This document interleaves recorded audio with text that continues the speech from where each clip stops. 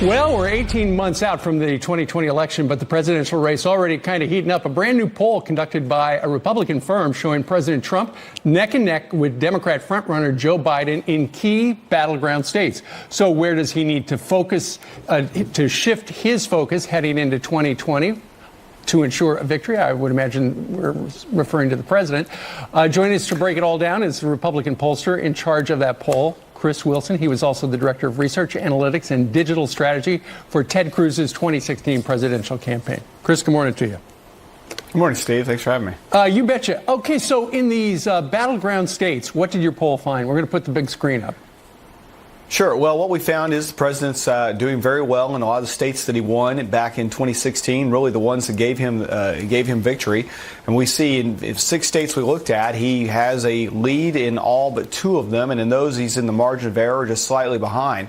And I think one of the things that I found most interesting about these numbers is leading in Florida, Iowa, Texas, Wisconsin, being really in a dead heat in Pennsylvania, and a slightly behind in Michigan, is what we see is the midterm elections really tell us nothing about what's going to happen in 2020. And that's a good reminder when it comes to these sort of presidential elections. The midterms kind of have nothing to do with it. And we also see some rebound in the president's numbers. And we test him against Joe Biden. We see that he leads with blue-collar workers, and we see that he's rebounding with suburban voters. And I think that's really important as we look to move into 2020 for the president to be successful and be reelected. Okay.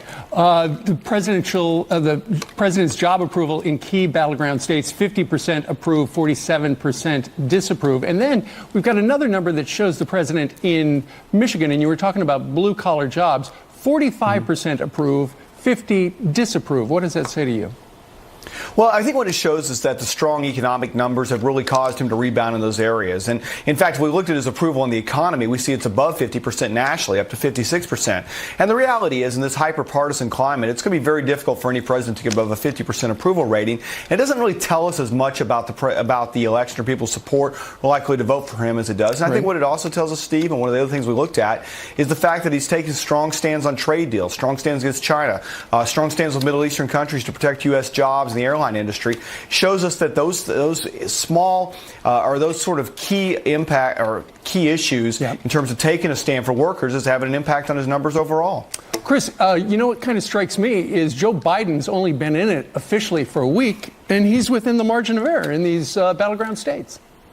He is, but I think what you see with Vice President Biden is one is benefiting from a bit of a honeymoon period.